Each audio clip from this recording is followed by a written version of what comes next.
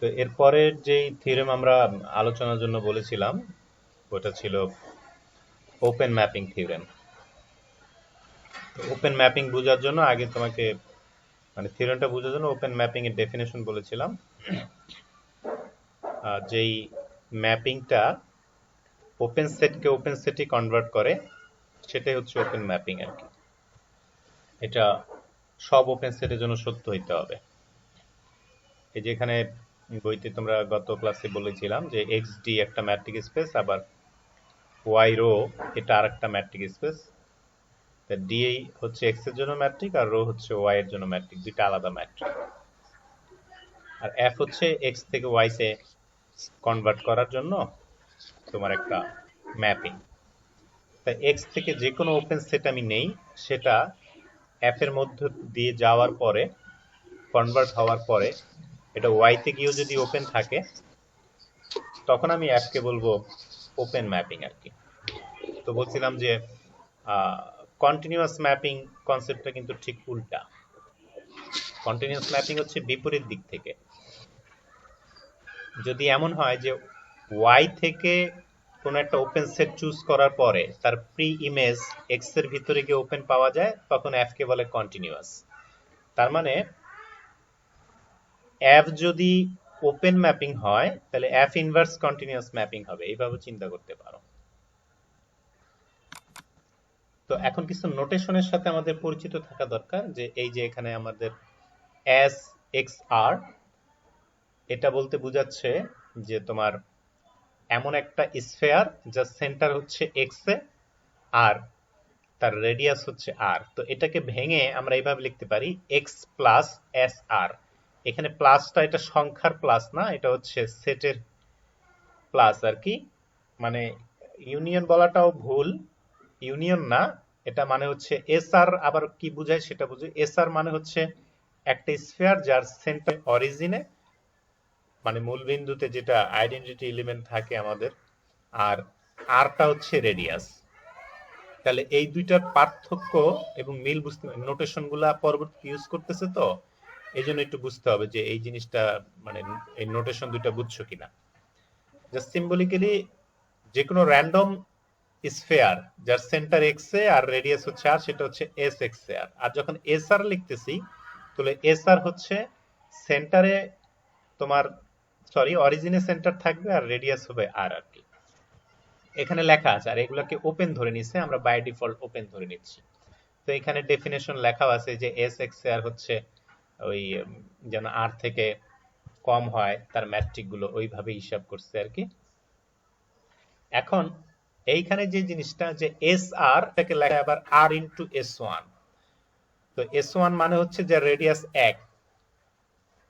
তাহলে এক রেডিয়াসের যে স্ফিয়ারটা আছে ওপেন স্ফিয়ার, তার প্রত্যেকটা ভেক্টরকে যদি আর গুণ করে দেই তাহলে যে নতুন স্ফিয়ারটা পাওয়া যাবে সেটা এস আর হবে। এই নোটেশনগুলো বুঝতে পারতেছো তোমরা? হ্যালো, মাঝখানে কয়েক সেকেন্ড স্যার আটকে গেছিলেন স্যার। আচ্ছা, ওই যে যখন জাস্ট এই Y minus X less than আর তখন আটকে এটা গেছিলেন। জাস্ট ওই সার্কেলের যে ইকুয়েশন স্যাটিসফাই করার ম্যাট্রিকে যে দূরত্ব আর আর এর থেকে কম হবে ওই জিনিসটা, সমস্যা নাই। আমি বলতেছি যে তিনটা নোটেশন, এস এক্স আর এটা একটা স্ফিয়ার যার সেন্টার হচ্ছে এক্স এ, রেডিয়াস হচ্ছে আর। এস আর হচ্ছে এমন একটা স্ফিয়ার যেটার সেন্টার হচ্ছে তোমার অরিজিনে আর রেডিয়াস হচ্ছে এক। আরেকটা আছে এস ওয়ান, তো এস ওয়ান ওই আর এর জায়গায় ওয়ান বসানো হয়েছে, তাহলে এটা হচ্ছে কি অ্যাকচুয়ালি এক রেডিয়াসের একটা ইউনিট স্ফিয়ার যেটাকে বলে। ঠিক আছে? তো এখানে যে প্লাস আর গুণের ব্যাপারটা বুঝতে হবে। এই যে আমরা যদি আর রেডিয়াসের একটা স্ফিয়ার আছে যার মূল বিন্দুতে সেন্টার আছে, সে প্রত্যেকটার সাথে আমরা এক্স যোগ করে দিই, তাহলে সেটা কি এক্স ইউনিট দূরে সরে যাবে না? মানে বিষয়টা জিওমেট্রিক্যালি বুঝছো?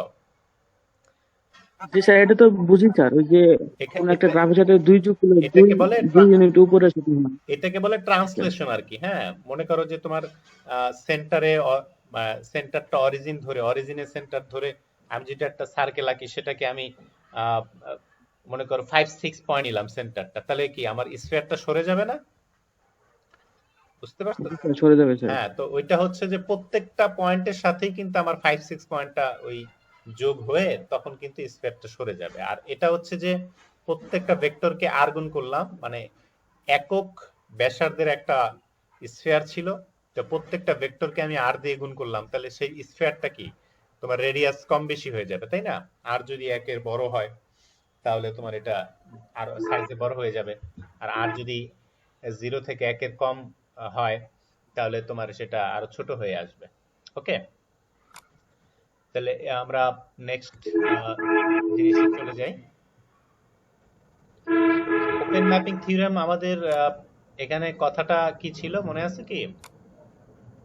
খুব সিম্পল স্টেটমেন্ট, যদি দুইটা বানাক স্পেস হয় বি এবং বি প্রাইম, এবং টি যদি একটা ট্রান্সফরমেশন হয় বি থেকে বি প্রাইমে যাওয়ার জন্য, তাইলে টি অবশ্যই অবশ্যই ওপেন ম্যাপিং হবে।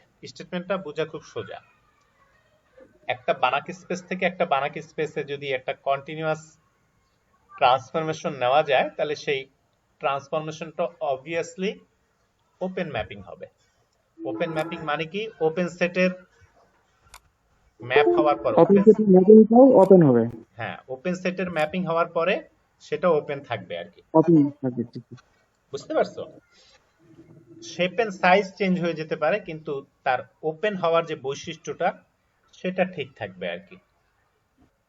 তো আমাদের এইখানে যে প্রমাণটা আছে, প্রমাণটা বেশ ছোট, 1-1.5 পেজে চলে আসবে, কিন্তু এটা প্রমাণ করার জন্য যে লেমা হেল্প নেওয়া হয়েছে সেই লেমা আবার 3-4 পেজ চলে যাবে, এবং এই লেমার প্রসঙ্গ পরে আসি।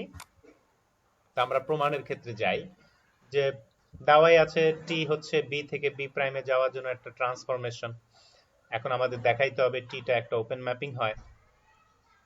তো এইখানে একটু টাইপিং মিস্টেক আছে, এখানে বি প্রাইম দেওয়া আছে, এটা অ্যাকচুয়ালি বি হবে। এটা তোমরা একটু বই সাথে থাকলে মার্ক করে রাখো, এটা অ্যাকচুয়ালি বি হবে।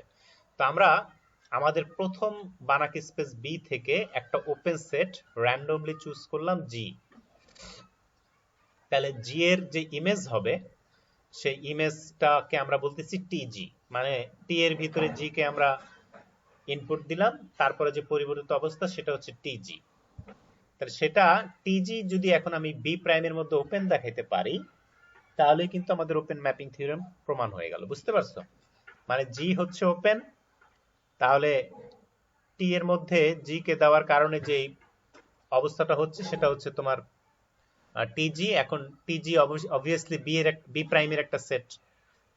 তাহলে এখন আমরা যদি দেখাইতে পারি টিজি যে সেটটা হলো এটা বি প্রাইমের মধ্যে ওপেন হয়, তাহলে আমাদের ওপেন ম্যাপিং থিওরেম প্রমাণ হয়ে গেল আর কি। তাহলে ওপেন হওয়ার জন্য বৈশিষ্ট্য কি ছিল একটু মনে করো তো, যে একটা সেটকে কখন আমরা ওপেন বলি?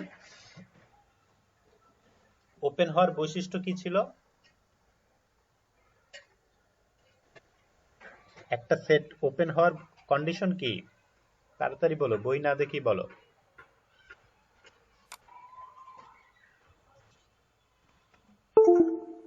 শুনতেছো? তোমরা শুনতেছো? তোমরা শুনতে পাচ্ছ? জি স্যার, শুনতে পাচ্ছি স্যার। তাহলে ওপেন। বলতেছো সহজ একটা জিনিস বললাম, যে একটা সেট ওপেন হওয়ার বৈশিষ্ট্য কি? কি দেখে আমি বলতে পারবো যে এটা হচ্ছে ওপেন?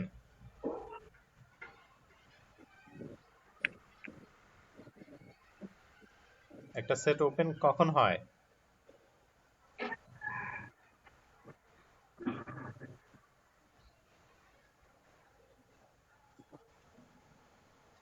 কি কারো মনে নাই?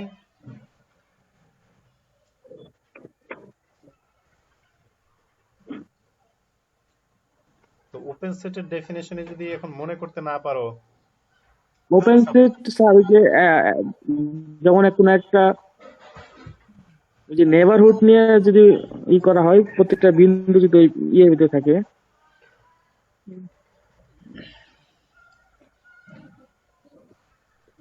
আচ্ছা, ওপেন সেট হচ্ছে সহজ মানে সহজভাবে বলবা যে যে সেটের প্রত্যেকটা পয়েন্ট তার ইন্টেরিয়র পয়েন্ট হয় সেটাই ওপেন সেট। কি বুঝতে পারছো? জি স্যার। যেই সেটের প্রত্যেকটা পয়েন্ট তার ইন্টেরিয়র পয়েন্ট হবে। ইন্টেরিয়র পয়েন্ট হবে সেটা ওপেন সেট। এখন তুমি যে ডেফিনেশন বলছো ওটাও ঠিক আছে, অনেকে হয়তো জিজ্ঞেস করলে ওইটাই শুনতে চাবে, এখন কার মর্জি কোন দিকে সেটা তো বলা যায় না। এখন এই যে ইন্টেরিয়র পয়েন্ট হওয়ার সাথে ওই নাইবারহুডের সেটা তো কানেকশন থাকবেই, কারণ একই তো ডেফিনেশন, তাই না? এখন হচ্ছে কোন একটা পয়েন্ট ইন্টেরিয়র পয়েন্ট হওয়ার বৈশিষ্ট্য কি, কখন ইন্টেরিয়র পয়েন্ট হবে, ওই যে ডেফিনেশন বলছো ওরকমই কথাটা, যে একটা পয়েন্ট কখন একটা সেটের ইন্টেরিয়র পয়েন্ট হবে। সেটের ভিতরে মানে সেটের ভিতরে বিলং করা আর ইন্টেরিয়র পয়েন্ট হওয়া কিন্তু এক জিনিস না, এই পার্থক্য বুঝতে হবে।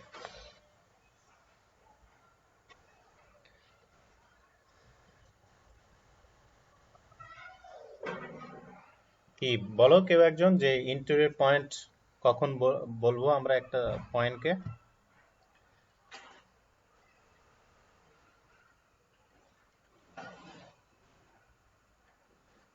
কি কেউ একজন বলো।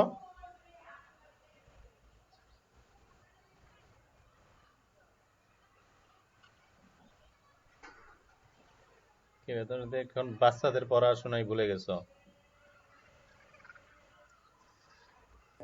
যদি একটা নেবারহুড তার কল্পনা করা হয় যে নেবারহুড সহ মানে ওই বিন্দুটা একদম ওই স্পেসের ভিতরে থাকবে। স্পেস নিয়ে তো কথা না, এখানে হচ্ছে সেট নিয়ে কথা। স্যার ওই ভিতরে থাকবে স্যার। সেট স্পেস না তো।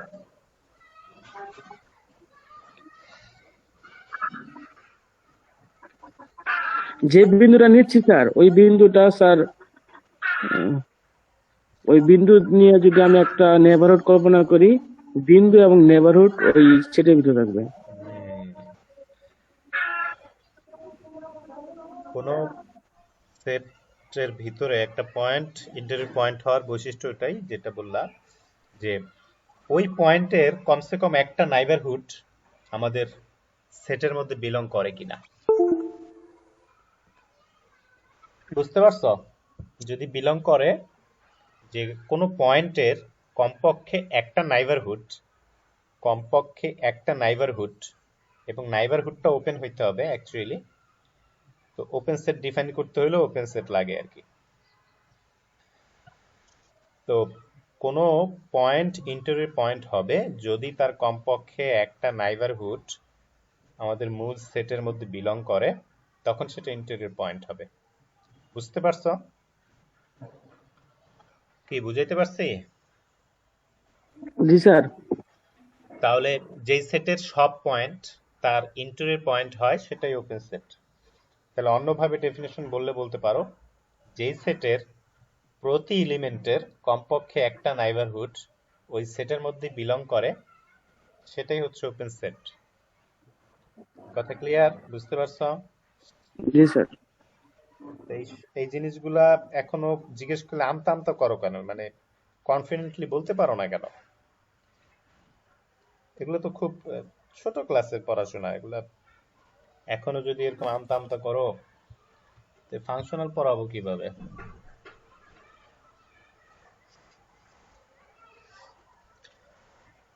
আচ্ছা, তো এখন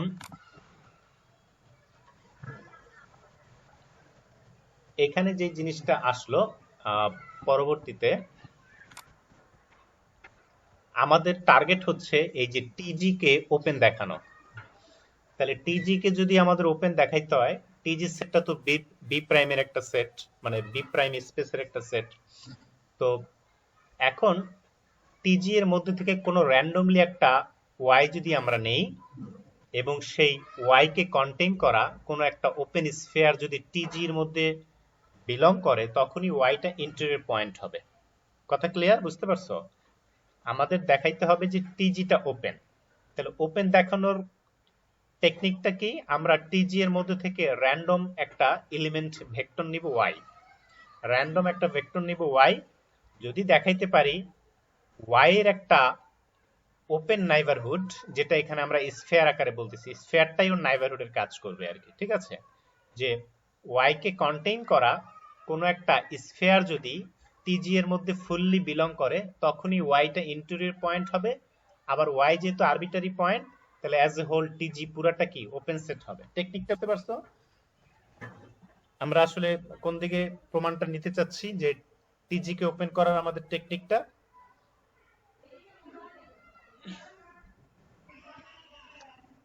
টিজি কে ওপেন দেখানোর টেকনিকটা বুঝতে পারছো?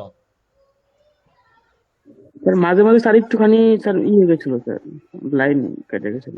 আচ্ছা, এখানে ওই লাইনগুলো ইতে দেখো, স্ক্রিনে অথবা বইয়ে দেখো, তাইলে বুঝতে পারবা। মানে আমরা চাচ্ছি টিজি কে ওপেন দেখানো। তাহলে টিজি কে ওপেন দেখাইতে হলে তার সমস্ত পয়েন্টের জন্য কি কমপক্ষে একটা নাইবারহুড তার মধ্যে বিলং দেখাইতে হবে, তাই না? তো আমরা, একসাথে খেলতে পারলি না। হ্যাঁ, তা আমরা দেখাচ্ছি যে র্যান্ডম একটা পয়েন্ট নিচ্ছি ওয়াই। র্যান্ডম পয়েন্ট নেওয়ার সুবিধা কি, তাহলে আর একটা একটা ধরে ধরে সবাইকে দেখানোর প্রয়োজন পড়বে না। ও যেহেতু র্যান্ডম, যে কোনো জায়গা থেকে ওকে চুজ করলে আমাদের প্রমাণের কাজ হয়ে যাবে। এখন খেয়াল করো, আমরা ওয়াই যেহেতু টিজি এর মধ্যে থেকে নিয়েছি, আবার টিজি হচ্ছে বি প্রাইমের একটা অংশ, এবং সেটা টি এর মধ্যে কাজ হওয়ার পরে জেনারেট হয়েছে। তাহলে অবভিয়াসলি আমাদের জি এর মধ্যে কোনো একটা ভেক্টর এক্স আছে, যে এক্স এর পরিবর্তিত রূপ হচ্ছে ওয়াই। এই ব্যাপারটা ক্লিয়ার তো? এই যে 1 নাম্বার ইকুয়েশন, যেটা খুব সিম্পল জিনিস। যে স্যার এটা ম্যাপিং হচ্ছে স্যার, ওই প্রথমে যে এটা বাই ডিফল্ট জিনিস। আমি যদি টিজি এর মধ্যে থেকে একটা ভেক্টর চুজ করি ওয়াই, তাহলে ওয়াই এর প্রি ইমেজ এক্স থাকবে, তাই না? যেহেতু এটা টি এর মাধ্যমে পরিবর্তন হয়ে আসছে আর কি। ঠিক আছে, এখন আমরা ধরে নিছিলাম যে জি হচ্ছে একটা ওপেন সেট। ওই যে আমাদের শুরুতে ধরাই ছিল, আমরা ধরে নিছিলাম জি হচ্ছে একটা ওপেন সেট। তাহলে জি যেহেতু ওপেন সেট, তাহলে ডেফিনেশন কি বলে? এক্স কে সেন্টার করে একটা ওপেন স্ফিয়ার আছে, যেটা ফুললি জি এর মধ্যে বিলং করে। কথা ক্লিয়ার? বুঝতে পারছো? জি যেহেতু জি ওপেন, স্যার। আবার জি এর একটা পয়েন্ট হচ্ছে এক্স, তাহলে এক্স অবভিয়াসলি একটা ইন্টেরিয়র পয়েন্ট। তাহলে এক্স কে সেন্টার করে কোনো একটা ইয়ার পাওয়া যাবে জি এর মধ্যে বিলং করে। কথা ক্লিয়ার? এখন এক্স আর তার, তাহলে এখন অবভিয়াসলি এই যে এস এক্স আর যে স্ফিয়ারটা আমরা পাইলাম, সেটা জি এর মধ্যে বিলং করে। এই পর্যন্ত ক্লিয়ার? 2 পর্যন্ত ক্লিয়ার? আচ্ছা, এখন আমরা এই যে আগের ডেফিনেশন অনুযায়ী এস আর, এটাকে লেখা যে এক্স প্লাস এস আর, মানে জি এস স্যার। আর স্ফিয়ারটাকে যদি আমরা এক্স ভেক্টর অনুযায়ী ট্রান্সলেট করে দেই, ডানে বামে বা কোনাকুনি সরাই দেই, তখন এইভাবে লেখা যায় আর কি। এস আর এটা হচ্ছে অরিজিনে সেন্টার এমন একটা স্ফিয়ার। তাহলে এটাকে ভেঙে এইভাবে লেখা যায়। এটা একটু আগে বুঝাইছি আমরা, সমস্যা নাই। এখন এই জায়গায় একটা লেমা আছে, লেমার স্টেটমেন্টটা বুঝো, তাহলে খুব ইজি হবে। যে আমরা কি বললাম, যে লেমাটার ভাষ্য হচ্ছে বি থেকে বি প্রাইমে যাওয়ার জন্য যদি একটা কন্টিনিউয়াস ট্রান্সফরমেশন টি হয়, তাহলে বি এর মধ্যে থেকে যদি আমরা সেন্টারে অরিজিন, মানে অরিজিনের সেন্টার আছে এমন যে কোনো একটা স্ফিয়ার চুজ করি, তাহলে তার পরিবর্তিত রূপ যেটা হবে, সেটার ভিতরেও সেন্টারে অরিজিন থাকবে এমন একটা স্ফিয়ার ফুললি কন্টেইন থাকবে। মানে বিষয়টা একটু ক্লিয়ারলি বোঝার চেষ্টা করো। আমি একটু বলি, যে মনে করো আমরা বি থেকে একটা স্ফিয়ার চুজ করলাম, যার সেন্টার হচ্ছে অরিজিনে। জাস্ট ইমাজিন করো, মানে ওই যে মূল বিন্দুতে তুমি R2 দিয়ে চিন্তা করো, R2 দিয়ে চিন্তা করো যে মূল বিন্দুতে একটা বৃত্ত আছে আর কি। ঠিক আছে, কি মনে মনে চিন্তা করে নাও, চিন্তা করছো যে মূল বিন্দুতে আমরা এক্স ওয়াই প্লেনের উপরে একটা সার্কেল নিচ্ছি।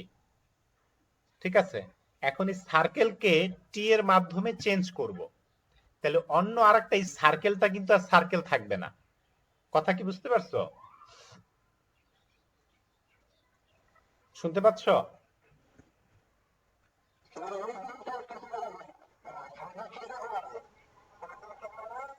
এই সার্কেলটা টি দিয়ে চেঞ্জ করে ফেলবো, মানে টি এর কাজই স্যার হলো মূল বিন্দুতে ট্রান্সফরমেশন একটা স্যার করা।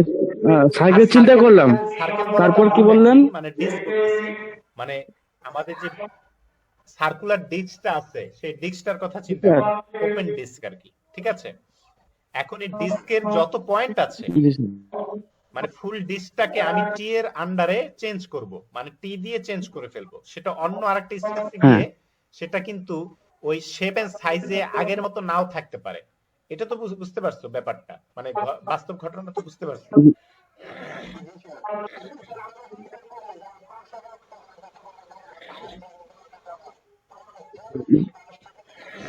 জি স্যার, কিন্তু না না, স্যার আমরা যে এইটা করি, যেমন 5 একক যখন ওই যে তখন যে বলেন 5-6 বিন্দুতে যাব, ব্যাপারটা ওই তখন কথা যে বলছি না। ওই হিসেবে থেকে জানে স্যার।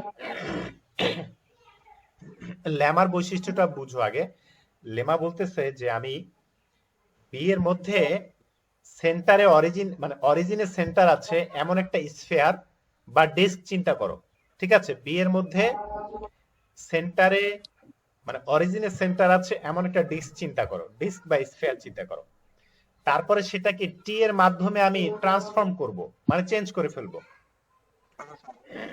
এখন চেঞ্জ হওয়ার পরে সেটা কিন্তু আগের মতো স্ফিয়ার নাও থাকতেও পারে, নাও থাকতে পারে। জি স্যার। অবভিয়াসলি শেপ চেঞ্জ হওয়াটাই স্বাভাবিক। এই ব্যাপারটা বুঝছো তো?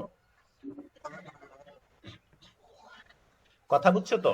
তো লেমাটা লেমাটা বলতেছে যে স্ফিয়ার জি স্যার, চেঞ্জ হয়ে বুঝছি যে স্যার। স্ফিয়ার হবে ব্যাপারটা এরকম না।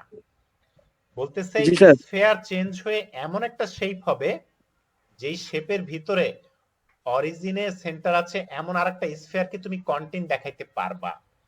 মানে ব্যাপারটা চিন্তা করো যে তোমার বি এর মধ্যে তুমি একটা গোল বল নিলা, সেই বলটাকে তুমি টি এর মাধ্যমে ট্রান্সফর্ম করলা, ট্রান্সফর্ম হওয়ার পরে ধরো যে আলুর মতো একটা শেপ আসলো, এরকম হইতেই পারে।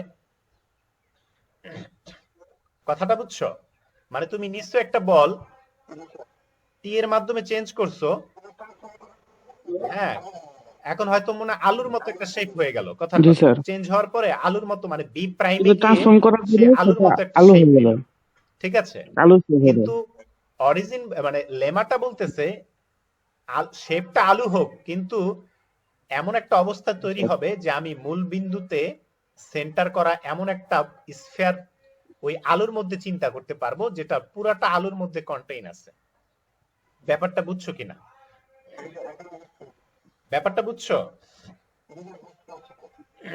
মানে আলুর শেপ যেমনই হোক, জি স্যার, এখন সাইজ বুঝতে যেমনই পারছি স্যার। হোক, ওই আলুর ভিতরে, জি স্যার, বুঝতে পারছি স্যার। আলুর ভিতরে সেন্টারে, মানে অরিজিনের সেন্টার হওয়া এমন জি একটা স্যার, বল চিন্তা ওই করা স্কোয়ারটা যাবে যে থাকবে। আছে, বা কল্পনা করে নেওয়া যাবে যে ফুললি একটা স্ফিয়ার সে আলুর মধ্যে কন্টেইন আছে। ব্যাপারটা বুঝতে পারছো লেমার ভাষ্যটা? সবাই কি বুঝছো? ক্লিয়ার? লেমাটা বুঝতে পারছো কথা? জি স্যার। হ্যাঁ, বল চেঞ্জ হয়ে আলু হয়ে যাচ্ছে, কিন্তু এমন আলু যে আলুটার বুঝতে পারছি ভিতরে স্যার। কিন্তু মূল বিন্দু কন্টেইন করে। ঠিক আছে, এবং সেই মূল বিন্দুটা কন্টেইন করার কারণে সেই মূল বিন্দুকে সেন্টার ধরে একটা বলও সেই ফুল আলুর মধ্যে বিলং করে। এবার ক্লিয়ার? লেমা ক্লিয়ার সবার কাছে? তো এখন এখানে এলি আমরা পরবর্তী অংশে যাচ্ছি। জি স্যার, ক্লিয়ার।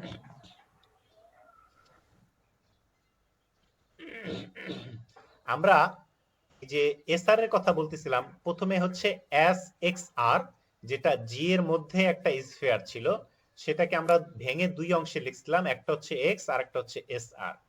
ঠিক আছে, তো এই যে এস আর, সেটা অবভিয়াসলি সেন্টার কোথায়? অরিজিনে, কারণ ওর মানে বৈশিষ্ট্যটা আমরা তো এমন ভাবে নিচ্ছি এস আর কে যেন তার সেন্টার অরিজিনে থাকে, এবং সেটা কিন্তু বি এর ভিতরে একটা ওপেন স্ফিয়ার।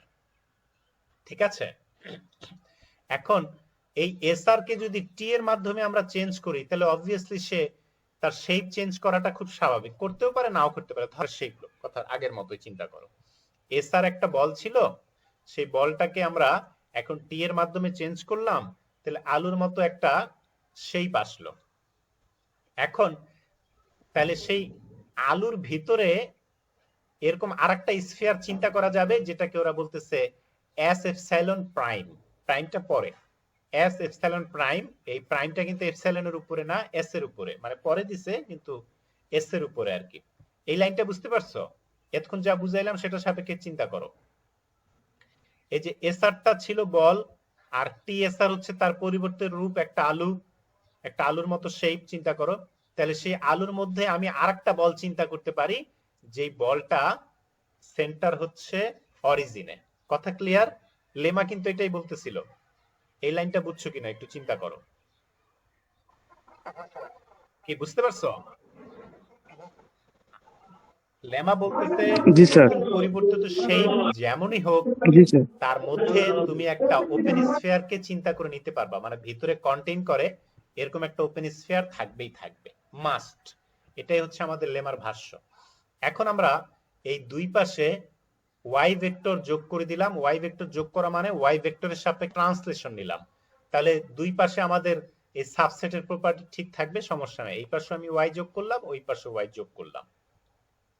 এখন y মানেই তো হচ্ছে x এর পরিবর্তিত রূপ, তাহলে আমরা সেটাকে y এর বদলে tx লিখলাম। আবার t যেহেতু একটা লিনিয়ার ট্রান্সফরমেশন, t কে তুমি কমন নিয়ে আসতে পারবে, কমন নিয়ে আসলে তাহলে x প্লাস sr এইভাবে লিখতে পারবে। তাই সেটাই হচ্ছে আমাদের sxr, আরেকটা যে স্ফিয়ার ছিল সেইটা। তাহলে এই যে sxr এটা ছিল একটা ওপেন স্ফিয়ার, সেটার পরিবর্তিত রূপ অবশ্যই জি এর মধ্যে বিলং করবে। ওই যে আমরা আগেই বলে আসি, এই যে এই জায়গাটায় খেয়াল করো, এই জায়গাটা খেয়াল করো, তাহলে বুঝবা দুই জায়গায় যদি আমরা টি নেই, তাহলে এই যে টি এক্স আর, তাহলে এটা বিলং করবে টি অফ জি এর মধ্যে আর কি। আমরা 2 নাম্বার থেকেই পাই এই লাইনটা। তাহলে এখন এই যে এই স্ফিয়ারটার নতুন চেহারা আমরা এইভাবে লিখতে পারি যে S prime Y epsilon. S prime দিয়ে বোঝাচ্ছে এটা একটা স্ফিয়ার যেটা বি প্রাইমের মধ্যে বিলং করে, যার সেন্টার হচ্ছে ওয়াই তে, যার রেডিয়াস হচ্ছে এপসাইলন। এপসাইলন এখানে ছোট হবে বড় হবে এমন কোনো ইস্যু না, যেমন আমরা লিমিটের প্রমাণের ক্ষেত্রে এপসাইলনকে ছোট ধরে নেই, ওরকম না ব্যাপারটা। এখানে এপসাইলনে আর এর মতোই একটা সংখ্যা। কথা ক্লিয়ার? বুঝতে পারছো? এই যে এস প্রাইমটা হচ্ছে বি প্রাইমের একটা স্ফিয়ার, যার সেন্টার হচ্ছে ওয়াই তে আর রেডিয়াস হচ্ছে এপসাইলন, তাহলে সেটা টিজি এর মধ্যে বিলং করে। তাহলে খেয়াল করো, ওয়াইটা ছিল টিজি এর একটা র্যান্ডম পয়েন্ট, তাহলে ওয়াই কে সেন্টার করে একটা ওপেন স্ফিয়ার পাইলাম যেটা ফুললি টিজি এর মধ্যে বিলং করে। তাহলে ওপেন সেটের বই ডেফিনেশন অনুযায়ী এই টিজি এটা একটা ওপেন সেট।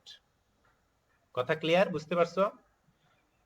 টিজি একটা ওপেন সেট, কারণ কি টিজি এর মধ্যে থেকে আমরা একটা পয়েন্ট পাইছি ওয়াই, যাকে কন্টেইন করা একটা স্ফিয়ার আমরা ফুললি টিজি এর মধ্যে কন্টেইনড অবস্থায় পাইছি।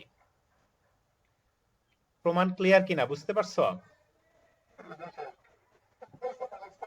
আচ্ছা, এটা কিন্তু খুব জি স্যার। সহজ প্রমাণ, জি অন্তত স্যার, বুঝতে হারমানার পারছি। থিওরেম থেকেও বেশ কনসেপ্টগতভাবে সহজ আছে আর কি। কিন্তু এই যে পরবর্তীতে এখন লেমার কথায় আসে, এই লেমার প্রমাণ আছে আগামী 2-3 পেজ জুড়ে। এই প্রমাণ পড়তে গিয়ে আমার নিজেরই মাথা গরম হয়ে গেছে। এটা তো এটা কি প্রমাণ প্রমাণ করলাম করলাম, ওই স্যার? যে এটা কি জি প্রমাণ ওপেন করলাম? ছিল, আমাদের দেখাইতে হবে এবার টিজি ওপেন হবে। জি ওপেন ছিল, তার পরিবর্তিত রূপ যেটা আসলো সেটা ওপেন। এটাই আমাদের প্রমাণ করার টার্গেট ছিল। ওপেন ম্যাপিং জি থিওরেম স্যার। যেটা বলে আর কি। হ্যাঁ, বানাক স্পেস থেকে বানাক স্পেসে যে কোনো কন্টিনিউয়াস জি স্যার। লিনিয়ার ট্রান্সফরমেশন নিবা, সেটা ওপেন ম্যাপ চেঞ্জ করে ট্রান্সফর্ম করে কনভার্ট করে সেটা কি ওপেনই থাকবে। শেপ চেঞ্জ হোক, কিন্তু তার ওপেন হওয়ার যে কন্ডিশন বা প্রপার্টি সেটা ঠিক থাকবে। ক্লিয়ার? স্টেট মানে প্রমাণ বুঝতে পারছো আর স্টেটমেন্ট? তো এখন এই লেমার বিষয়ে আসি। কেউ ধৈর্যের জি পরীক্ষা স্যার। নিলে লেমাটা নিজে নিজে স্টাডি করতে পারো। আমার নিজেরই পড়তে খুব বিরক্ত লাগছে এই লেমা, আমি নিজেও পড়াইতে চাই না। হ্যাঁ, মাথা মতো গরম হয়ে গেছে কালকে পড়তে গিয়ে। কিন্তু এই কেউ যদি ব্যক্তিগত উদ্যোগে এই লেমাটার প্রমাণ পড়তে চাও, তাকে কয়েকটা জিনিস বুঝতে হবে। সেটা এই যে এই জন্যই ওরা এত, এই যে ডেন্স সেট কাকে বলে, এভরিহোয়ার ডেন্স সেট, আর একটা হচ্ছে নো হোয়ার ডেন্স সেট। তাহলে নো হোয়ার ডেন্স সেটটা তোমাদের বোঝানো উচিত আমার মতে আর কি। তো নো হোয়ার ডেন্স সেটটা বেশ ডেন্স সেটের কন্ডিশন যেটা বুঝছো সেটার সাথে আবার নো হোয়ার ডেন্স সেটের বৈশিষ্ট্য মিলাইতে গেলে মিলাইতে পারবা না। তার আগে মনে আছে কিনা যে ডেন্স সেট কাকে বলে একটু রিকল করো, তাহলে তোমাদেরকে আবার একটু বুঝাইতে সুবিধা হবে। ডেন্স সেট, যে কোনো সেট তোমাকে দিলাম, তুমি কি ইমাজিন করতে পারো যে সেটা ডেন্স হবে কি হবে না? এই এই এই উপলব্ধিটা কি আমি তোমাদের গ্রো করাইতে পারছি যে একটা সেটের মধ্যে যদি আমি চিন্তা করতে বলি সেটা ডেন্স হবে কি হবে না, এটা কি তোমরা বুঝতে পারো? জি- আচ্ছা, তাহলে জি স্যার, ডেন্স লাস্ট সেট ক্লাসে বুঝেছিলাম স্যার। কাকে বলবে? যে সেটের ক্লোজার হচ্ছে আমাদের ফুল সেটের সমান, মানে যার মধ্যে ডেন্স দেখাইতে চাচ্ছি তার মধ্যে বিলং করে কিনা। ঠিক আছে, তাহলে সেটাই তোমার ডেন্স সেট হবে। জি মানে স্যার, হচ্ছে বিলং ক্লোজারের করলেই স্যার মধ্যে ডান্স আমি হয়ে যদি যাবে। দেখাইতে চাই যে বি এর মধ্যে ডেন্স কিনা, তাহলে বি ক্লোজারের সাবসেট কিনা এটা যদি দেখাইতে পারি তাহলেই আমরা ডেন্স সেট বলতে পারবো। আর এভরিহোয়ার ডেন্স সেট, ওই ডেন্স সেটের সাথে মিল আছে। এই এভরিহোয়ার যখন বলবো সেই তখন আমরা এই বি এর বদলে চিন্তা করব আমাদের মূল সেট যেটা আছে বা সবচেয়ে বড় সেট এক্স, সেটাকে চিন্তা করব। তাহলে কোন সেটের ক্লোজার যদি মূল সেটের সমান হয় তখন সেটা এভরিহোয়ার ডেন্স, মানে আমাদের মূল স্পেসের সব জায়গায় বা মূল সেটের সব জায়গায় সেটা ডেন্স হবে। এই জন্য এটাকে বলতেছে এভরিহোয়ার ডেন্স। ঠিক আছে, এখন নো হোয়ার ডেন্স কোনটাকে বলতেছে? যে আমি নো হোয়ার ডেন্স হচ্ছে একটা সেটের ক্লোজার নিলাম, ক্লোজার নেওয়ার পর তার ইন্টেরিয়র পয়েন্ট হিসাব করলাম, দেখলাম যে কোনো ইন্টেরিয়র পয়েন্ট নাই, তখন সেটা নো হোয়ার ডেন্স সেট হয়। বৈশিষ্ট্যটা বোঝার চেষ্টা করো, যে কোনো একটা সেটের ক্লোজার নিলাম, ক্লোজার মানে কি মনে আছে তো? ক্লোজার না, ক্লোজার কাদেরকে নিয়ে ক্লোজার তৈরি হয়? ক্লোজার কাদের নিয়ে তৈরি হয়? ক্লোজার তৈরি নিজে হয় ক্লোজার নিজের নিজেরই পয়েন্ট সমান হয় গুলো নিয়ে সবসময়। আর লিমিট পয়েন্ট গুলোকে নিয়ে। হুম, অন্য আরেক ভাবে বললে জি স্যার। সমস্ত অ্যাডারেন্ট পয়েন্ট নিয়ে। অ্যাডারেন্ট পয়েন্ট নিজের পয়েন্ট হইতে পারে, লিমিট পয়েন্ট হইতে পারে। কথা বুঝছো? তাহলে সহজভাবে ক্লোজারের মধ্যে কারা আছে? নিজের পয়েন্ট আছে আর হ্যাঁ লিমিট পয়েন্ট আছে, নিজে এবং অ্যাকুমুলেশন পয়েন্ট আশেপাশের যেটাকে পয়েন্ট বলে। গুলো ঠিক আছে। আছে, তা জি এখন sir. Nowhere dense set কখন হবে? যদি কোনো সেটের নিজের কোনো পয়েন্ট অথবা নিজের কোনো লিমিট পয়েন্ট তার ইন্টারের পয়েন্ট না হয়, তখনই সেটা নো হোয়ার ডেন্স। বুঝাইতে পারছে কিনা? মানে ইন্টারের পয়েন্ট আর সেটের নিজস্ব পয়েন্টের মধ্যে কিন্তু পার্থক্য আছে। ইন্টারের পয়েন্ট, এই যে অনেকে বাংলা মনে করে কনসেপ্টটা ভুল বুঝতে পারি। ইন্টারের মানে বলতে কি বোঝায়? যে ভিতরের পয়েন্ট না, মানে আমরা যদি বাংলা ট্রান্সলেশন করি আর কি। কিন্তু ভিতরে মানে বিলং করলেই কিন্তু সেটা ইন্টেরিয়র পয়েন্ট হয় না। ইন্টেরিয়র পয়েন্ট হওয়ার বৈশিষ্ট্য কি কিছুক্ষণ আগে বুঝাইছিলাম। কমপক্ষে একটা কমপক্ষে একটা হ্যাঁ, নেবারহুড ওই মূল যাকে সেটা থাকতে ইন্টেরিয়র হবে। পয়েন্ট দেখাইতে চাই তার কমপক্ষে একটা নাইবারহুড ওই সেটের মধ্যে ফুললি বিলং করতে হবে। আধা আধি বিলং করলে হবে না, পুরাটাই বিলং জি করতে হবে, স্যার। কমপক্ষে একটা হইলেও চলবে। ঠিক আছে, যেমন তুমি চিন্তা করো যে 1 থেকে 2 একটা ওপেন ইন্টারভেল। হ্যাঁ, 1 থেকে 2 একটা ওপেন ইন্টারভেল। এই ইন্টারভেলের মধ্যে থেকে তুমি যে কোনো একটা পয়েন্টকে চুজ করো, সেই পয়েন্টকে কন্টেইন করা আরেকটা ওপেন ইন্টারভেল কিন্তু ফুললি সেটার মধ্যে বিলং অবস্থায় তুমি দেখাইতে পারবা। কথা কি বুঝতে পারছো? কথা কি বুঝতে জি পারছো? স্যার। তাহলে এই জন্য সেটা কিন্তু ওপেন সেট হচ্ছে, এবং 1 থেকে 2 ওপেন সেটের প্রত্যেকটা পয়েন্ট কিন্তু ইন্টেরিয়র পয়েন্ট। এখন নো হোয়ার ডেন্স সেট কখন হচ্ছে? যেই সেটের নিজের পয়েন্ট অথবা লিমিট পয়েন্ট কখনোই ইন্টেরিয়র পয়েন্ট হয় না, সেটাই হচ্ছে গিয়ে নো হোয়ার ডেন্স। এখানে ওই যে নো হোয়ার লেখার সময় একটা স্পেস দিছে, আসলে গ্রামাটিক্যালি এটা স্পেস হয় না, মানে নো হোয়ার একসাথে লেখে আর কি। এই জন্য আবার অনেকে নাও হেয়ার এইভাবে পড়ার চেষ্টা করে, ওইটা আবার পড়াটা কিন্তু ভুল। নো হোয়ার একসাথেই লিখতে হয়, এবং এটা উচ্চারণ নাও হেয়ার না, নো হোয়ার আর কি, কোথাও সে ডেন্স হয় না। জি তাহলে স্যার। ডেন্সেট কি? কোথাও বিলং করতে হবে ডেন্সেট না। কি বুঝতে পারছো ব্যাপারটা? জি স্যার। ডেন্সেটের আরো অল্টারনেট ডেফিনেশন আছে। সেটা হচ্ছে, যদি আমি এমন হই যে যাকে নো হোয়ার ডেন্স দেখাইতে চাচ্ছি তার সাথে আমাদের মূল স্পেসের সব ওপেন সেটের সব ওপেন সেটের ইন্টারসেকশন যদি এরকম তোমার ফাঁকা সেট হয়, তখন সেটা নো হোয়ার ডেন্স সেট হয়। এমন একটা ডেফিনেশন আছে, তোমরা নেটে সার্চ করলে পাবা আর কি। দুই ডেফিনেশন আসলে একই জিনিস মিন করে স্যার, ঘুরিয়ে ফিরিয়ে। ফাঁকাই তো হবে স্যার, ওটার সাথে তো এর কোনো সম্পর্কই নেই স্যার। এই জন্য তো স্যার কন্টেন্ট করতেছে না, তাই না স্যার? ব্যাপারটা ঠিক ওরকমও না। আমি যেমন আমি 2-3 যদি আমি ওপেন সেট করার চিন্তা করি, আর যদি আমি মনে করেন যে 5 এর যদি কই যে ড্যান্স কিনা, তাহলে তো ওটা না, তাই না? আচ্ছা, আমি কালকে একটু ইতে সার্চ দিছি, আচ্ছা ওগুলো ডিলিট করে ফেলছি। তোমরা একটু নেটে দেখিও আর কি, যে ওই ওপেন সেটের সাথে ইন্টারসেকশন দিয়ে আরেকটা ডেফিনেশন আছে, এটা তোমাদের টপোলজি বইতেও আছে সম্ভবত, নো ওয়্যার ডেন্স সেটের মধ্যে পাবা আর কি। ঠিক আছে, যে যে কোনো ওপেন সেটের সাথে ইন্টারসেকশন নিলে সেই ইন্টারসেকশনের একটা ব্যাপার আছে, সেটা দিয়ে nowhere dense set define করা যায়। এখন রিয়েল নাম্বার সেটের মধ্যে আমি একটা সাবসেট নিলাম, ধরো 1/n জাতীয় যত সংখ্যা আছে সবগুলোকে নিয়ে আমি একটা সেট চিন্তা করলাম, মানে 1, হাফ, 1/3, 1/4 এইভাবে আস্তে আস্তে যাচ্ছে। ঠিক আছে, তাহলে এই সেটটা একটা নো হোয়ার ডেন্স সেট আর কি, কোথাও ডেন্স হবে না। ডেন্স হবে না কারণ কি, তার কোনো পয়েন্টই কিন্তু ইন্টিরিয়র পয়েন্ট হয় না। তাহলে ইন্টিরিয়র পয়েন্ট হওয়ার জন্য আগে খুঁজতে হবে যে ক্লোজার, তাই না? ক্লোজার নিতে হলে কাদের নিতে হবে? নিজের সমস্ত পয়েন্ট আর কি লিমিট পয়েন্ট। এখন খেয়াল করো যে আমরা যে সেটটার কথা চিন্তা করলাম, 1, হাফ, 1/3, 1/4 এইভাবে আস্তে আস্তে 1/n জাতীয় যত সংখ্যা আছে সবগুলো, এই সংখ্যাগুলোর লিমিট পয়েন্ট কিন্তু একটাই, কোনটা? 0। মনে আছে তো? এই সেটের কিন্তু একটাই লিমিট পয়েন্ট, সেটা হচ্ছে 0। জি স্যার।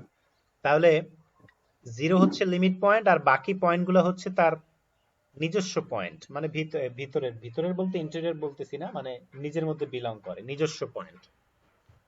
এখন কোনোটাই কিন্তু ইন্টেরিয়র পয়েন্ট না। ইন্টেরিয়র পয়েন্ট না কেন? ইন্টেরিয়র পয়েন্ট হওয়ার জন্য কি হইতে হবে? যে তাকে সেন্টার করে এমন একটা ওপেন ইন্টারভেল ফুললি ওই সেটের মধ্যে বিলং দেখানো পসিবল কখনো? ফুললি কি ওই সেটের মধ্যে বিলং দেখানো পসিবল? চিন্তা করো তো একটু।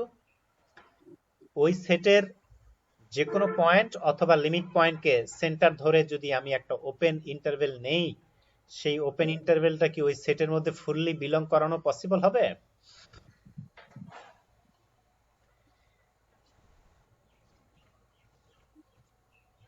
কি চিন্তা করতে পারতেছো? চিন্তা করতেছি স্যার। এটা চিন্তা করতে এতক্ষণ লাগে? আমার পয়েন্টগুলোর অবস্থা কেমন? 1, 1/2, 1/3, 1/4 এরকম জি স্যার, না? জি আর স্যার। লিমিট পয়েন্ট একটাই আছে, 0। তাহলে এই 0, সমস্ত জি স্যার। পয়েন্ট অথবা 0 যে কোনো একটাকে কন্টেইন করা যে কোনো ওপেন ইন্টারভেল আমাদের মূল সেটের মধ্যে কি ফুললি কন্টেইন হবে কখনো? না স্যার। পসিবল, বুঝে বলতেছে তো?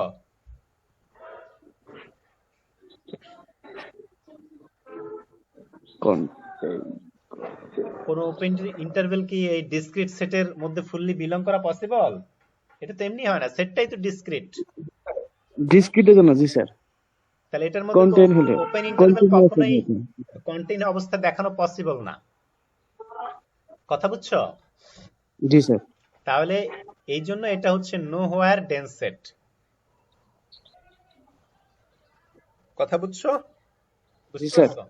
আচ্ছা, তাহলে এই কনসেপ্টগুলো ওই লেমাটার প্রমাণ বুঝতে লাগবে। যদি কারো মানে ইচ্ছা হয় তাহলে তুমি লেমাটা একটু পড়ে দেখতে পারো, বেশ প্যাচালো মনে হয়েছে আমার কাছে, খুব বিরক্তিকর। এটা বুঝাইতে গেলে তোমাদেরও মাথা গরম হয়ে যায়, আমারও মাথা গরম হয়ে যাবে, এই জন্য আর ওইটা আমি পড়াচ্ছি না আর কি। তো নতুন টপিকস এবার আসো, যে প্রজেকশন। প্রুফের প্রমাণ কোন পর্যন্ত হলো স্যার? এই যে লেমার প্রুফ পর্যন্ত তাই ওই না যে স্যার? টিজি পর্যন্ত, লেমার নিচের অংশ একটা আছে না, যে আমরা টিজি কে ওপেন দেখাইলাম, জি স্যার, এটু পর্যন্ত। ওটুক পর্যন্তই আর কি। তোমরা জাস্ট যদি আসে লেমাটা উল্লেখ করবা আর বাদ বাকি জিনিসগুলো মেনটেন করে যাবা, তাইলেই হবে আর কি। জি স্যার। আচ্ছা, এবার আসো প্রজেকশন, নতুন একটা টাইপ, নতুন একটা কনসেপ্ট। প্রজেকশন বলতে এখানে হচ্ছে ম্যাপিং বোঝাচ্ছে, মানে ম্যাপিংটার নামই প্রজেকশন আর কি। ওরা উদাহরণ দিয়ে বোঝানোর জন্য R2 এর উদাহরণ নিল। R2 মানে কি, যেটা আমরা এক্স ওয়াই প্লেন হিসেবে চিনি, সমতল নাকি ইউক্লিডিয়ান সমতল। তাহলে R2 এর যে কোনো পয়েন্টকে কি আমরা এই যে এক্স ওয়াই আকারে লিখি, তাই না? কার্তেশিয়ান সিম্বলে আমরা এক্স ওয়াই আকারে লিখি। এখন ধরো আমরা এই এক্স ওয়াই এর একটা সাবস্পেস হচ্ছে এক্স অ্যাক্সিস, সেটাকে নাম দিলাম এম। আর একটা সাবস্পেস হচ্ছে ওয়াই অ্যাক্সিস যেটা নাম দিলাম ধরো এন, তাহলে এক্স অ্যাক্সিস এর উপরে যে কোনো পয়েন্টকে কিভাবে লেখা যায়, x0 নাকি? কি ক্লিয়ার তো কথা, বুঝতে পারছো? আর ওয়াই অ্যাক্সিস এর উপরে যে কোনো পয়েন্টকে কিভাবে লেখা যায়, 0y। কথা ক্লিয়ার? জি স্যার, এগুলো সব বুঝি স্যার। তো আমরা যে কোনো পয়েন্ট R2 এর যে কোনো পয়েন্ট xy কে এভাবে লিখতে পারি যে x0 প্লাস আর y 0y। 0y, তাই না? এইভাবে ভেঙে লিখতে জি পারি। স্যার। তাহলে দেখো তার প্রথম অংশটা আসতেছে কি m সাবস্পেস থেকে, আর দ্বিতীয় অংশটা আসতেছে কি n সাবস্পেস থেকে। m আর n যে সাবস্পেস, এটা সবার মনে আছে তো? R2 এর সাবস্পেস কয় ধরনের হতে পারে? R2 এর কয় ধরনের সাবস্পেস হওয়া পসিবল বলছিলাম এর আগের ক্লাসে, দুইবার বলছিলাম, মনে আছে কিনা?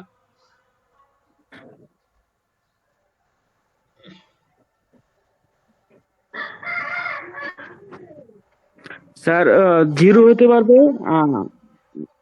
কয় ধরনের সাবস্পেস আছে? 0 আর 1 R2 এর কয় ধরনের সাবস্পেস আছে? তিন ধরনের। কি কি? 3 ধরনের, R1 আর R2। R1 আর R2, আরেকটা কই? মিতু বলল তিনটা। স্যার 0 ভেক্টর, 0 ভেক্টর, কোনটা? 0 ভেক্টর।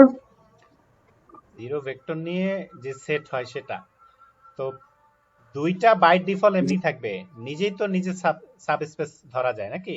নিজেই নিজের সাবস্পেস, এটা একটা। আরেকটা হচ্ছে জিরো ভেক্টর নিয়ে যে সেট হয় সেটাও একটা সাবস্পেস হবে, ঠিক আছে? তো এই দুইটা বাই ডিফল্ট থাকবে সব সময়। আরেকটা হচ্ছে কি, যেটা R1 বললে, অ্যাকচুয়ালি R1 না, R1 এর মতো বাদবাকি যত আছে এগুলো সাবস্পেস হয়, মানে হচ্ছে মূল বিন্দুগামী যত সরলরেখা আছে, জি স্যার। মূল বিন্দুগামী যত সরলরেখা আছে সবাই R2 এর কি সাবস্পেস। এটা একটা ক্যাটাগরি, মানে একটা ক্লাসের মতো আর কি। মূল বিন্দুগামী যে কোনো সরলরেখা এটা R2 এর সাবস্পেস হবে। কথা ক্লিয়ার? জি স্যার। তাহলে এখানে এই যে m, সেটা x অ্যাক্সিস, সেটাও কি মূল বিন্দুগামী না? আবার y অ্যাক্সিস এটা হচ্ছে n, সেটাও তো মূল বিন্দুগামী নাকি? মূল জি স্যার। বিন্দুগামী সরলরেখা। তাহলে আবার দেখো m আর n এর মধ্যে একমাত্র অরিজিন ছাড়া, মানে জিরো ভেক্টর ছাড়া আর কিছু কিন্তু কি কমন নাই, খেয়াল করছো? তাহলে R2 কে আমি লিখতে পারি m আর n এর ডিরেক্ট সাম। এই জিনিসটা বুঝতে পারছো কিনা? R2 কে আমি লিখতে পারি m আর n এর ডিরেক্ট সাম। অন্যভাবে বললে R2 এর যে কোনো এলিমেন্টকে আমি m এর একটা অংশ আর n এর একটা অংশ এভাবে ভেঙে দেখাইতে পারবো। অথবা অন্যভাবে আমি m এর মধ্যে থেকে কোনো কাউকে চুজ করলাম আর n এর মধ্যে থেকে কাউকে চুজ করলাম, দুইটা যোগ করলাম, তাহলে সেটা R2 এর একটা ভেক্টর হবে বা পয়েন্ট হবে। কথা ক্লিয়ার, বুঝতে পারছো?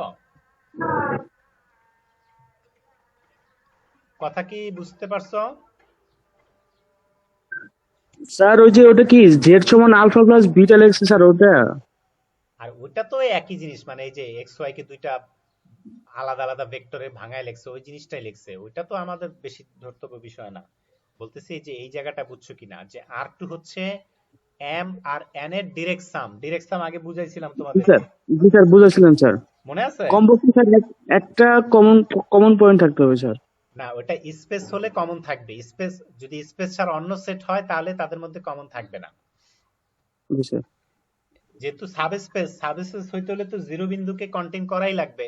এই জন্য সাবস্পেসের বেলায় ডিরেক্ট সামের, যাদের ডিরেক্ট সাম আমি নিচ্ছি তাদের মধ্যে শুধু জিরোটাই কমন আসবে, আর কেউ কমন আসবে না।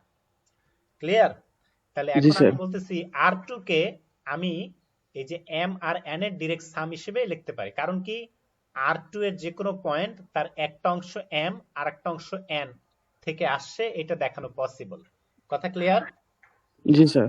আচ্ছা, এখন মনে করো যে R2 এর মধ্যে থেকে আমি একটা ফাংশন ডিফাইন করলাম, যে আমার একটা পয়েন্ট আছে xy, সেই xy পয়েন্টকে আমি t দ্বারা পরিবর্তন করলাম, তাহলে রেজাল্ট আসবে x0। ঠিক আছে? এখন দেখো x0 পয়েন্টটা কি, আমাদের x অ্যাক্সিস এর উপর একটা পয়েন্ট না? জি স্যার, এক্স এক্স এর উপর। জাস্ট তুমি এখন একটা উদাহরণ নিয়ে চিন্তা করো, যেমন 2 3 পয়েন্ট। আমি যদি সেটা এক্স অ্যাক্সিস বরাবর তার প্রজেকশন নেই, মানে ছায়া বিন্দুটা নেই, তাহলে সেই ছায়া বিন্দুর মানে এই কত হবে, কোঅর্ডিনেট কত হবে, স্যার এক্স এর ওখানে স্যার 2 হবে আর ওয়াই এর জন্য 0 হবে। 0 হবে। মানে আমি এখন 2 3 পয়েন্টের যদি নিচে ছায়া খুঁজি, ছায়া বিন্দুটা খুঁজি, তাহলে সেই বিন্দুটা কত হবে, 2 0 নাকি? জি আর যদি স্যার। ওয়াই অ্যাক্সিসে তার ছায়া বিন্দু খুঁজি, তাহলে কত পাওয়া যাবে, 03। 03। তাহলে খেয়াল করে দেখো, আমি তাহলে টি এর মাধ্যমে কি করতেছি, যে এই পয়েন্ট যেটা আছে সেটার এক্স অ্যাক্সিসের উপরে প্রজেকশন বের করতেছি এই ফাংশনের এই এই ম্যাপিংটার মাধ্যমে বা এই অপারেটরের মাধ্যমে। বুঝতে পারছো কথা, বুঝতে পারছো? জি স্যার। মানে আমরা আমরা এই টি দিয়ে যে কোনো পয়েন্টের এই টি কে যেভাবে ডিফাইন করলাম, সেই ডেফিনেশন অনুযায়ী আমরা টি দিয়ে আসলে কি করতেছি, যে কোনো পয়েন্টের প্রজেকশন বের করতেছি এক্স অ্যাক্সিসের উপরে। ক্লিয়ার কথা, ক্লিয়ার? কি বুঝতে পারছো? জি স্যার বুঝতে পারছি স্যার। আচ্ছা, এখন ঠিক বিপরীত ক্রমে আরেকটা ফাংশনের কথা চিন্তা করো, যে যদি আমরা এইভাবে ডিফাইন করি যে txy ইকুয়াল টু 0y, তাহলে এটা কি y অ্যাক্সিসের একটা পয়েন্ট না? তাহলে সেটা তোমার এটাও একটা প্রজেকশন ম্যাপিং হচ্ছে, যেটার কাজ কি, যে কোনো পয়েন্টের প্রজেকশন বের করা y অ্যাক্সিস বরাবর।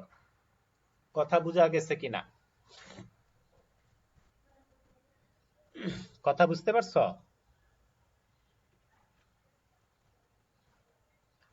কথা কি বুঝতে পারছো? আর বুঝি নাই স্যার, কি বলেন স্যার? এই যে এটা আগের মতো চিন্তা করো, আমি আরেকটা ম্যাপিং ডিফাইন করলাম txy ইকুয়াল টু 0y। তার মানে কি, t এর কাজ হচ্ছে xy এর জি স্যার। প্রজেকশন বের করা y অ্যাক্সিস বরাবর।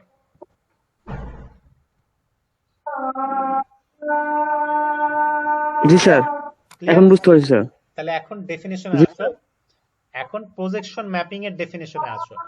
ধরো কোনো একটা ভেক্টর স্পেস ভি আছে এবং ভি কে তার দুইটা সাবস্পেস এম আর এন এর ডিরেক্ট সাম হিসেবে লেখা পসিবল। ধরে নাও এটা পসিবল, যে ভি কে আমরা এম আর এন এর সাবস্পেস, দুইটা সাবস্পেসের ডিরেক্ট সাম হিসেবে লিখতে পারি। এখন ভি এর মধ্যে থেকে যে কোনো ভেক্টর যদি জেড হয়, তাহলে সেই জেড কে অবভিয়াসলি দুইটা অংশে বিভক্ত দেখাইতে পারবে। একটা অংশ এক্স আসবে এম থেকে, আর একটা অংশ ওয়াই আসবে এম থেকে, এইভাবে তুমি দেখাইতে পারবা, পসিবল। তো আমরা যদি এখন একটা ম্যাপিং ডিফাইন করি, যে যে জেড এর উপরে এই ম্যাপিংটা কাজ করার কারণে তার এক্স অংশটাই শুধু দেখাবে, অথবা আরেকটা ম্যাপিং ডিফাইন করলাম যার কাজ হচ্ছে জেড এর শুধু ওয়াই অংশটাই বের করে দেখাবে, তাহলে এই দুটোটা হবে প্রজেকশন ম্যাপিং। কথাটা বুঝতে পারছো? আগে যে ডেফিনেশন বুঝাইলাম সেটা সাপেক্ষে চিন্তা করো। যদি আমরা এমন একটা ম্যাপিং ডিফাইন করি, স্যার, বলো। স্যার শুধু এক্স কিভাবে দেখাবে স্যার? ওখানে তো ওয়াই এর কোঅর্ডিনেট স্যার 0 সহ দেখাবে না স্যার? এখানে একটু পেঁচায় ফেলতেছো। এই যে এইখানে যে এক্স ওয়াই আছে সেগুলো পয়েন্ট, মানে ওই যে রিয়েল নাম্বার, আর এইখানে যে জি এক্স স্যার। ওয়াই আছে সেগুলো হচ্ছে ভেক্টর। ও, জি স্যার। এই এই এই দুই জায়গায় আবার এক্স ওয়াই গুলানো যাবে না। এইখানে এক্স হচ্ছে ভেক্টর আর এইখানে এক্স হচ্ছে একটা পয়েন্টের কোঅর্ডিনেট। জি স্যার। এখানে যে বলেই দিছে, দেখো এই যে এক্স হচ্ছে এম এর ভেক্টর আর ওয়াই হচ্ছে এন এর ভেক্টর, এইভাবে বলতেছে আর কি। মানে সহজ কথায় আমরা যদি বলি, এইখানে যে যে এক্স জিরো পয়েন্টটা লিখলাম না, এক্স জিরো পয়েন্টটা, সেটাই এখানে এক্স আকারে ওরা বলতেছে, এই যে এটা। আর একটু আগে যে জি স্যার। জি স্যার। জিরো ওয়াই এর কথা বলতেছিলাম, এটাই হচ্ছে তোমার সেই জিরো ওয়াই এর মতো আর কি। তাহলে এখানে বলতেছি যে এমন একটা ম্যাপিং বা অপারেটর আমরা ডিফাইন করলাম, সেটা কি করবে, জেড থেকে এম এর অংশটাকে শুধু আলাদা করে দেখাবে, অথবা জেড থেকে শুধুমাত্র এন এর অংশটাকে আলাদা করে দেখাবে। তাহলে এই ই বা ই প্রাইম, এই জাতীয় অপারেটরকে বলবো আমরা প্রজেকশন বা প্রজেকশন ম্যাপিং। Definition clear? বুঝতে পারছো প্রজেকশন ম্যাপিংটা? জি স্যার। তার প্রজেকশন ম্যাপিং ডিফাইন করার আগে কিন্তু তোমাকে এরকম ডিরেক্ট সামের একটা ব্যাপার কিন্তু মেনটেন করে আসতে হবে, যে একটা ভেক্টর স্পেসকে আমি দুইটা অংশে ভাগ অবস্থায় দেখাইতে পারি কিনা, যে একটা অংশ এম আর একটা অংশ এন, তাদের ডিরেক্ট সাম হিসেবে হচ্ছে ভি। এখন এখানে যেটা আমরা এই যে আর টু এর যে এক্সাম্পল নিছিলাম, সেখানে একটা নিছিলাম কি এক্স অ্যাক্সিস আর একটা নিছিলাম কি ওয়াই অ্যাক্সিস, ঠিক আছে? এটা ছাড়াও কিন্তু আরো অনেক ডিরেকশন পসিবল। ধরো y equal to x line, এই লাইনটার কথা চিন্তা করো। y equal to x line, এই লাইনের উপরে যত পয়েন্ট আছে সেটা কিন্তু একটা সাবস্পেস হবে R2 এর। আবার y equal to minus x line যেটা আছে সেটাও কিন্তু R2 এর একটা সাবস্পেস। কথা বুঝতে পারছো? জি স্যার। এখন চিন্তা করো, আমি চাইলে R2 এর যে কোনো পয়েন্ট মানে XY প্লেনের উপরে যে কোনো পয়েন্টকে এই দুই লাইনের উপরে অবস্থান করে এমন দুইটা পয়েন্টের লিনিয়ার কম্বিনেশন হিসেবে লেখা পসিবল। এটা পসিবল কিভাবে হবে? কারণ এটা হচ্ছে গিয়ে তোমার ওই যে R2 এর বেসিস ভেক্টর কি কি আছে, যেমন আমরা যদি এই কথাটা চিন্তা করি, এটার কথা চিন্তা করি, সেই সাপেক্ষে R2 এর বেসিস হচ্ছে একটা হচ্ছে 1 0 আর একটা হচ্ছে কি 0 1। মনে আছে তো ওই যে যেটা এলিমেন্টারি বেসিস আমরা বলি আর কি। R2 এর ডাইমেনশন কত? 2 না? জি স্যার। তাহলে তার বেসিসের মধ্যে কয়টা ভেক্টর থাকবে? স্যার দুইটা স্যার। দুইটা। যেমন একটা উদাহরণ হচ্ছে 1 0 আর একটা হচ্ছে কি 0 1। কথা 01। হ্যাঁ, তা আরেকটা উদাহরণ তুমি এভাবে নিতে পারো 1 1 আর একটা হচ্ছে 1 1। এই দুইটাও কিন্তু R2 এর বেসিস হয় না? জি স্যার হবে স্যার, কারণ এটা মূল বিন্দুগামী যাচ্ছে স্যার। আচ্ছা, তাহলে এখন 1 1 যেই বিন্দুটা সেটা কিন্তু তোমার y ইকুয়াল টু x লাইনের উপর একটা পয়েন্ট নাকি? আর 1 1 বিন্দুটা কিন্তু y equal to minus x লাইনের উপর একটা পয়েন্ট। তাহলে R2 এর যে কোনো পয়েন্টকে y ইকুয়াল টু x লাইনের উপর কোনো একটা পয়েন্ট এবং y equal to minus x লাইনের উপর পয়েন্টের লিনিয়ার কম্বিনেশন হিসেবে লেখা পসিবল। যে কোনো পয়েন্টকে, এটা তুমি চাইলে বিশ্বাস না হলে করে দেখতে পারো। আমি R2 এর যে কোনো পয়েন্টকে এই y ইকুয়াল টু x লাইনের উপর কোনো একটা পয়েন্ট আর y equal to minus x লাইনের উপর কোনো একটা পয়েন্টের লিনিয়ার কম্বিনেশন হিসেবে লেখা অলওয়েজ অলওয়েজ পসিবল। এই কথাটা ক্লিয়ার? জি স্যার। তাহলে আমরা যদি এখন দুইটা স্পেস চিন্তা করি, একটা স্পেস হচ্ছে y equal to x line আর একটা হচ্ছে y equal to minus x line. তো এখানেও কিন্তু আমরা ঠিক একইভাবে এইভাবে প্রজেকশন ডিফাইন করে নিয়ে আসতে পারি। প্রজেকশন মানে এমন একটা ফাংশন ডিফাইন করলাম যে কোনো পয়েন্ট থেকে y equal to x line বরাবর তার অংশকে আলাদা করে ফেললো, অথবা y equal to minus x line বরাবর তার যে কম্পোনেন্টটা আসে সেটাকে আলাদা করে ফেললো। তাহলে সেটাও কিন্তু তোমার কি প্রজেকশন ম্যাপিং হবে। কথা ক্লিয়ার? প্রজেকশন জি ম্যাপিংটা স্যার। কি বুঝতে পারছো? প্রজেকশন ম্যাপিং এর কাজ হচ্ছে এই যে আগে যে ডিরেক্ট সাম m আর n আছে, তার প্রজেকশনের কাজ হচ্ছে মূল ভেক্টর থেকে সে m এর অংশ অথবা n এর অংশ সেপারেট এটা একটু আলাদা করে ফেলবে। ঠিক আছে, বুঝতে পারছো? মানে সেপারেট করে দেখাবে। জি স্যার। কথা ক্লিয়ার? যেমন এখানে যে xy R2 এর একটা পয়েন্ট, সে কি করছে x অ্যাক্সিস এর উপরে তার অবস্থান কেমন হয় সেটা শুধু দেখাইছে। তাহলে এটা একটা প্রজেকশন ম্যাপিং। আবার যদি y অ্যাক্সিস এর উপর তার প্রজেকশন কেমন হয় সেটা দেখায়, তাহলে সেটা আরেকটা প্রজেকশন ম্যাপিং হবে। তাহলে প্রজেকশন ম্যাপিং এই ক্ষেত্রে দুইটা পসিবল, কারণ m এর একটা অংশ আলাদা করবে আর একটা অংশ কি n এরটা আলাদা করবে। তাহলে দুইটা প্রজেকশন ম্যাপিং পসিবল। জাস্ট তাহলে আপাতত আজকে এই পর্যন্ত বুঝে রাখো যে প্রজেকশন ম্যাপিং, কারণ এই প্রজেকশন দিয়ে আমাদের বানাক স্পেস এবং আরো কিছু প্রমাণ আছে যেটা হিলবার্ট স্পেসে আমাদের কাজে লাগবে।